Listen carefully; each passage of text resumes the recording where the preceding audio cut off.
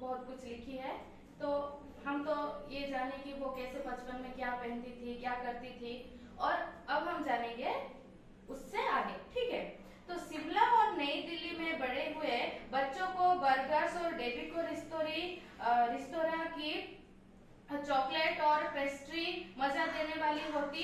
हम भाई बहनों की ड्यूटी लगती शिमला मॉल से ब्राउन ब्रेड लाने की। ठीक है, तो लेखिका बोल रही है कि वहाँ के जो शिमला के जो बच्चे हैं उनको उन सबको चॉकलेट बहुत पसंद थी, और वो उन दोनों का, वो जो भाई बहन थे उन दोनों की ड्यूटी क्या थी कि मॉल से वो ब्राउन ब्रेड लाए। ठीक है, तो हमारा घर, लेखिका बोल रही है कि हमारा घर मॉल से ज्यादा दूर नहीं था, एक छोटी सी चढ़ाई और गिरजा मैदान पहुंच जाते। तो लेखिका के घर और मॉल दोनों में ज्यादा फर्क नहीं था, तो छोटी सी चढ़ाई और वो कहाँ पहुंच जाते, गिरजा मैदान पर पहुंच जाते। वहां से एक उतराई उतरते और मॉल पर कॉन्फेक्शनरी काउंटर पर तरह तरह की पेस्ट्री और चॉकलेट की खुशबू मन भाती।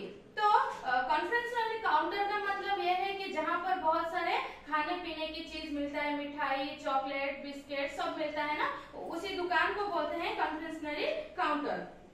तो लेखिका को वहाँ का चॉकलेट और पेस्ट्री जो है उसकी जो खुशबू है उस लेखिका को बहुत पसंद थी, उनके मन को भा लेती थी। ठीक है, हमें हफ्ते में एक बार चॉकलेट खरीदने की छुट्टी थी।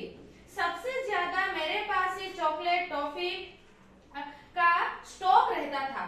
तो लेखिका के पास ही सबसे ज्यादा चॉकलेट और टॉफी का स्टॉक, मतलब वो जमा करके उसको रखते थे। मैं चॉकलेट लेकर खड़े खड़े कभी न खाती। लेखिका बोल रही है कि वो खड़े खड़े चॉकलेट कभी नहीं खाती थी, घर लौटकर साइड बोर्ड पर रख देती और रात के खाने के बाद बिस्तर में लेटकर मजा ले लेकर खाती थी। रात में जब वो खाना खा लेती थी, उसके बाद रात के खाने के बाद वो चॉकलेट को बिस्तर के अंदर चादर ओढ़कर मजा ले लेकर खाती थी।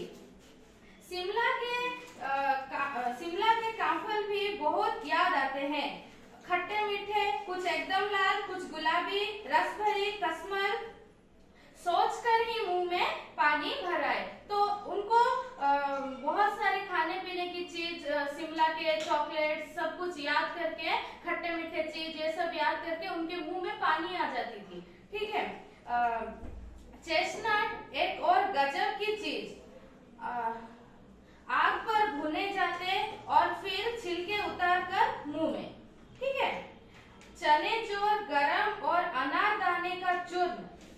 हाँ, चने जोर गरम की पुड़िया जो तब भी वह अब भी नजर आती है। तो वो एक चीज है चनेदार गरम चने जो पहले भी मिलता था और आज भी मिलता है। वो एक ही चीज है जो मुझे पहले भी दिखाई देती थी और आज भी दिखाई देती है। पुराने कागजों से बनाई हुई इस पुड़िया में नीरा हाथ का कमाल है। नीचे से तिरछी लपेटते हुए ऊपर से इतनी चौड़ी कि चने आसानी से हथेली पर पहुंच जाए। तो बच्चों आप लोग देखे होंगे कि चने कैसे देते, एक पेपर को ऐसे कोन की तरह बनाकर उसमें चने देते हैं ना। तो लेखिका भी वही बात कर रही है कि नीचे मरोड़कर जो कोन तरह की वो पेपर को बनाते हैं कागज को, उसी में चने, गरम चने देते हैं। ठीक है, तो नीचे से तिरछी लपेटते हुए ऊपर से इतनी चौड़ी है कि चने आसानी से हथेली पर, हाथ पर आ सके। एक वक्त था जब फिल्म का गाना चना जोर गरम बाबू में लाया मजेदार चना जोर गरम उन दिनों स्कूल के हर बच्चे को आता था। तो एक दिन था जहाँ फिल्मों देखकर भी लोग क्या करते थे, चने खाते थे, स्कूल जाते हुए बच्चे भी खाते थे। हाँ, कुछ बच्चे पुड़िया पर तेज मसाला बुरकवाते, तो कुछ बच्चे क्या करते थे, चने के जो जार है उसमें बहुत ज्यादा मसाला मतलब तीखा डालते थे।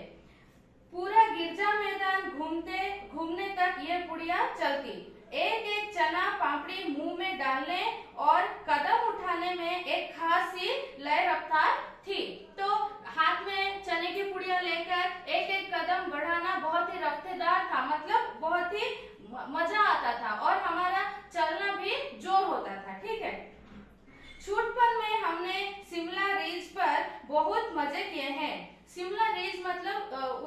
ऊंची जगह, ऊंचे और समतल जगह होता है ना, उसको रिज बोलते हैं। तो रिज पर बहुत मजे किए हैं, घोड़ों की सवारी की है। शिमला के हर बच्चे को कभी ना कभी ये मौका मिल ही जाता था। तो शिमला में वो बचपन में शिमला में बहुत मजे किए हुए हैं। घोड़ों की सवारी उनको बहुत मन भाती थी। ठीक है, हम जाने क्यों घोड़ों को कुछ कमतर करके समझते, उन पर हंसते थे।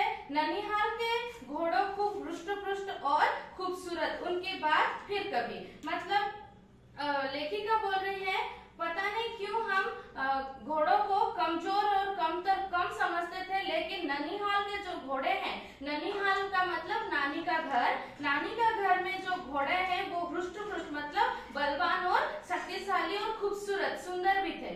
तो उनकी बात फिर कभी करेंगे। ठीक है, शाम को रंग बिरंगे गुब्बारे, गुब्बारे मतलब बेलून्स। ठीक है, सामने जाकू का पहाड़, ऊंचा चर्च की घंटियां बजती तो दूर दूर तक उनकी गूंज फैल जाती। तो शाम को चर्च, बहुत ऊंचा सा चर्च में जाते थे, और जब भी चर्च की घंटी बजती थी तो दूर दूर तक वो आवाज सुनाई देती थी। लगता था इसके संगीत से प्रभु यीशु स्वयं कुछ कह रहे हैं। तो जो चर्च की आवाज था, जो घंटी था, उसके बजते हुए ही ऐसा एहसास होता था, महसूस होता था कि प्रभु यीशु खुद कुछ कह रहे हैं। ठीक है, सामने आकाश पर सूर्यास्त हो रहा है, गुलाबी सुनहरी धारियां नीले आसमान पर फैल रही है।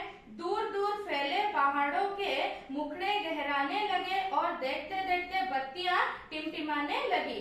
रीच पर की रौनक और माल की दुकानों की चमक के भी क्या कहने। स्कैंडल पॉइंट की भीड़ से उभरता कोलाहल। तो एक दृश्य जो था शिमला का, जो लेखिका बचपन में देखी थी, तो उस दृश्य का वर्णन यहाँ पर किए हुए हैं कि कैसे बत्ती लगता था, मतलब कौन से टाइम में बत्ती लगाते थे, दूर दूर तक कैसे पहाड़ नजर आते थे, क्या क्या होता था, सब कुछ। स्कैंडल पॉइंट मतलब कुछ खराब, मतलब कुछ गंदी तरह की जगह होते, कुछ काम करते थे, वहाँ उस एक पॉइंट था जहाँ पर की बात लेखिका बोल रही है। सर्वर स्कैंडल पॉइंट के ठीक सामने उन दिनों एक दुकान हुआ करती थी। तो स्कैंडल पॉइंट के सामने उन दिनों एक दुकान हुआ करती थी, जिसके शोरूम में शिमला कालका ट्रेन का मॉडल बना हुआ था। इसकी पटरियां, उस पर खड़ी छोटे छोटे डिब्बों वाली ट्रेन, एक और लाल टीन की छत वाला स्टेशन और सामने सिग्नल देता खंबा, थोड़ी थोड़ी दूर पर बनी सुरंगे। तो वहां पर ना एक ट्रेन था, ट्रेन के मॉडल का एक पटरिया था। वहां पर क्या होता है, छोटे छोटे लाल डिब्बे होते थे। उसका जो छत था, टीन का छत था, वो भी लाल का था, लाल रंग का था, और सिग्नल था वो। और उसके थोड़ी दूर में, तो थोड़ी दूर दूर के बाद क्या होता था, छोटे छोटे सुरंगे भी होते थे। ठीक है, पिछली सदी में तेज रफ्तार वाली गाड़ी वही थी। तो उस समय के तेज रफ्तार वाली, बहुत स्पीड से चलने वाली जो गाड़ी था, तो वही गाड़ी था। कभी कभी हवाई जहाज भी देखने को मिलते, तो कभी कभी उनको उड़ा जहाज भी, हवाई जहाज भी देखने को मिलते थे। दिल्ली में जब भी उनकी आवाज आती, बच्चे उन्हें देखने बाहर दौड़ते। तो दिल्ली में जब भी हवाई जहाज की आवाज आती ना, बच्चे उनको देखने के लिए बाहर निकलते और दौड़ते थे। ठीक है, दिखता एक भारी भरकम पक्षी, देखो एक भारी भरकम पक्षी उड़ा जा रहा है पंख फैलाकर। तो वो उड़ा जहाज को क्या बोलते थे, देखो एक भारी भरकम पक्षी उड़कर आकाश में जा रहा है, ये देखो, और वो गायब, उसकी स्पीड ही इतनी तेज है। तो ऐसे देखो कि वो देखते ही देखते वो गायब भी हो जाता है, उसकी स्पीड बहुत ही ज्यादा तेज है। हाँ, गाड़ी के मॉडल वाली दुकान के साथ एक और ऐसी दुकान थी जो मुझे कभी नहीं भूलती। यह वो दुकान थी जहां मेरा पहला चश्मा बना था। वहां आंखों के डॉक्टर अंग्रेज थे। तो लेखिका उन सब दुकान के बावजूद एक दुकान को कभी नहीं भूली है, जो कि उनका आंखों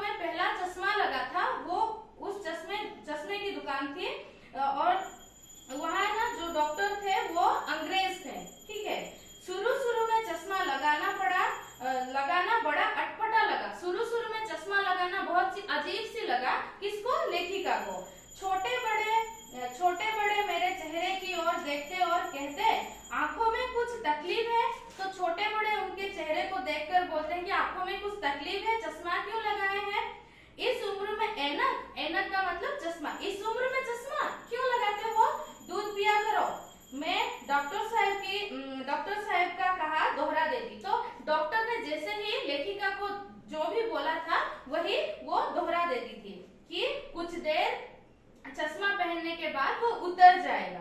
ठीक है, वैसे डॉक्टर साहब ने पूरा आश्वासन दिया था, लेकिन चश्मा तो अब तक नहीं उतरा।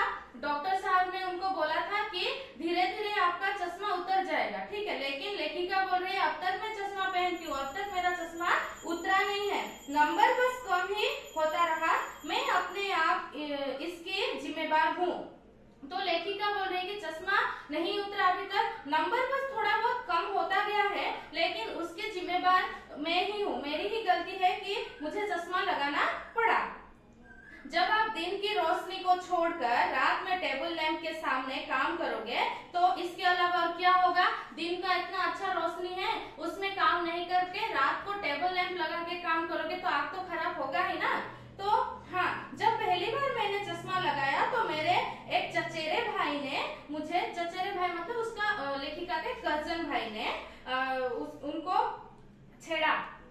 ठीक है, देखो देखो कैसी लग रही है, तो चश्मा पहनती हुई देखो देखो कैसी लग रही है, मतलब उसको छेड़ रहा है। ठीक है, आंख पर चश्मा लगाया ताकि मुझे दूर की यह नहीं लड़की को मालूम सूरत बनी लंगूर की। तो वो एक कविता बनाकर लेखिका को छेड़ रहा है कि देखो देखो आंख पर चश्मा लगाया ताकि मुझे दूर की यह नहीं लड़की को ये नहीं मालूम कि सूरत बनी लंगूर की। लंगूर मतलब कितना गंदा दिख रहा है। ठीक है, खराब दिख रहा है। ठीक है, मैं खींची कि मुझ पर ये क्यों दोहराया जा रहा है, पर शेर बुरा ना लगा। तो लेखिका बोल रही है कि मेरे ऊपर ही शेर क्यों दोहरा रहा है, ये जो मेरे चचेरे भाई है, और ये नहीं है कि मेरा जो शेर है वो जो शेर था वो बुरा नहीं था, ठीक ही था। जब वो चाय पीकर चले गए, तो जब उनके भाई चाय पीकर चले गए तो लेखिका क्या करती है, आईने के सामने खड़ी हो गई और कई बार अपने चश्मे को उतारा पहना बार बार। ठीक है, तो क्या करते, फिर उतारती है फिर पहनती है, फिर उतारती है फिर पहनती है, और आईने में अपने चेहरे को देखती रहती है। तो सूरत बनी लंगूर की, नहीं, हाँ, तो ऐसे करती है कि नहीं मेरा सूरत लंगूर जैसा नहीं है, फिर बोलते हैं हाँ उसने बोला तो होगा ही। तो ऐसे वो अपने चेहरे को आईने में देखते ही अपने चेहरे को चश्मा उतारते पहनते। ठीक है, मैंने अपने छोटे भाई का टोपा उठाकर सिर पर रखा, टोपा मतलब टोपी। ठीक है, तो लेखिका क्या कि उनके भाई का टोपी उठाकर सिर पर रखे, और कुछ अजीब लगा, अच्छा भी, फिर मजाकिया भी। तो कुछ अजीब लगा, कुछ अच्छा भी और कुछ मजेदार भी। फिर क्या करते, वो आईने के सामने वो चश्मा लगाते और टोपी भी पहनते, दोनों भी। ठीक है, तब की बात थी, अब तो चेहरे के साथ घुल मिल गया है चश्मा। तब की बात थी कि मैं नए चश्मा पहनती थी तो मुझे अजीब सा लगता था, लेकिन आज चश्मे की आदत पड़ चुकी है। ठीक है, लेखिका बोल रही है, जब कभी उतरा हुआ होता है तो चेहरा खाली खाली लगता है। आज के दिन में जो भी चश्मा जब भी उतारा जाता है ना तो खाली खाली लगता है मेरा चेहरा। याद आ गया वो टोपा मतलब टोपी, काली फ्रेम का चश्मा और लंगूर की सूरत। तो लेखिका को वो बहुत ज्यादा याद आती है कि वो टोपी, काली फ्रेम के वो चश्मा, और वो जो चचेरे भाई ने उनको बताया था ना लंगूर जैसा सूरत, तो वो सब लेखिका को याद आ रही है। हाँ, इन दिनों शिमला में मैं सिर पर टोपी लगाना इन दिनों लेखिका बोल रही है कि इन दिनों मैं सिर पर टोपी लगाना पसंद करती हूँ, मुझे बहुत मजा आता है। ठीक है, मैंने कई रंगों की जमा कर ली है, कहाँ दुपट्टे को ओढ़ना और कहाँ सहल सुभीते वाली हिमाचली टोपियां। तो लेखिका बोल रही है कि आजकल मैं बहुत सारे टोपियां चश्मा इकट्ठा करके रखी हूँ कि कभी कभी मुझे अगर अच्छा लगे तो मैं टोपी लगाती हूँ, और कभी कभी अच्छा लगे तो शिमला के एक दुपट्टा लेके वो सिर पे ओढ़ती हूँ। तो बच्चों, आपको ये लेखिका की संस्मरण समझ में आई, और देखो यहाँ पर लेखिका अपने बचपन के बारे में वर्णना किए हुए हैं। तो मैं आशा करती हूँ कि आपको ये पाठ समझ में आ गया होगा। आज के लिए इतना ही। हरिओम।